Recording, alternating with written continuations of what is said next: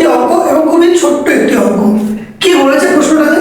প্রশ্নটাতে বলেছে অর্ধগোলক আকৃতির একটি বাটি তৈরি করতে 127 পূর্ণ 2/7 বর্গ সেমি পাত লেগেছে। বাটির মুখে ব্যাসের দৈর্ঘ্য লিখি। প্রশ্নটা কি বললো? একটি অর্ধগোলক আকৃতির বাটির তৈরি করতে 127 পূর্ণ 2/7 বর্গ সেমি পাত লেগেছে। বাটিটির মুখের ব্যাসের দৈর্ঘ্য লিখি। তাহলে বাটি সচরাচর দেখতে কেমন হয়? অনেকটা বাটি সচরাচর দেখতে অনেকটা এমন রকমের হয়, অর্থাৎ অর্ধ গোলক আকৃতির।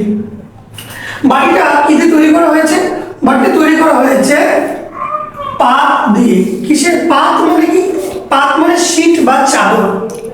পাত কথার অর্থ শীট বা চাদর, অর্থাৎ একটি লৌহ বা যে কোনো ধাতুর একটা শীট বা চাদর দিয়ে এরকম বাটি তৈরি করা হয়েছে।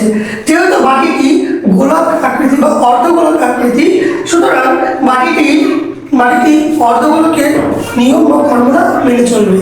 এবং এই বাটিতে আমাদের যে আয়তন কি বের করতে হবে না, কারণ আমাদের এখানে বাটিটা যে নিরেট সেটা বলেনি। বাটি সাধারণত আমরা জানি ফাঁপা হয়, তাই এখানে আমরা কি ব্যবহার করব? এখানে আমরা ব্যবহার করব অর্ধগোলকের বক্রতলের ক্ষেত্রফলের সূত্র। এখানে বক্রতলের ক্ষেত্রফলে ব্যবহার করতে হবে কেন? তার জন্য একটা ক্লু আছে। ক্লুটা কি? ক্লুটা হচ্ছে বর্গ সেমি। যদি এটা বলতো ঘন সেমি, তাহলে আমরা আয়তন নিয়ে ক্যালকুলেশন করতাম। আর ঠিক এই জায়গার ক্লুটার জন্যই অঙ্কটা দেয়। কারণ আমরা যখন বাটি তৈরি করি সাধারণত, বা যে কোনো জিনিস তৈরি করি গোলক নিয়ে, তখন আমরা আয়তন নিয়ে কাজ করি। কিন্তু এই অঙ্কটা একটু ডিফারেন্ট। এই অঙ্কটাকে ডিফারেন্ট বানায় বর্গ সেমি কথাটা। তো আমরা শুরু করি।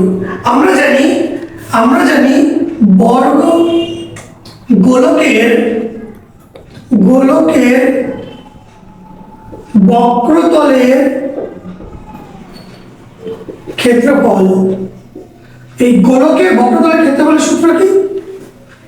এই সূত্রটা হচ্ছে 4πr², যেখানে r হচ্ছে ব্যাসার্ধ। কিন্তু বাটিটা তো আমার গোলক না, বাটিটা আমার কি? অর্ধগোলক। অর্ধগোলকের বক্র তলের ক্ষেত্রফল 2πr²। কারণ কি? কারণটা হচ্ছে গোলকের অর্ধেক বক্রতল। এটা কি করে আসলো? এটা আসলো আমাদের 4πr² কে 2 দিয়ে ভাগ করে 2πr² বর্গ সেমি, যেখানে বাটিটির ব্যাসার্ধ হচ্ছে r।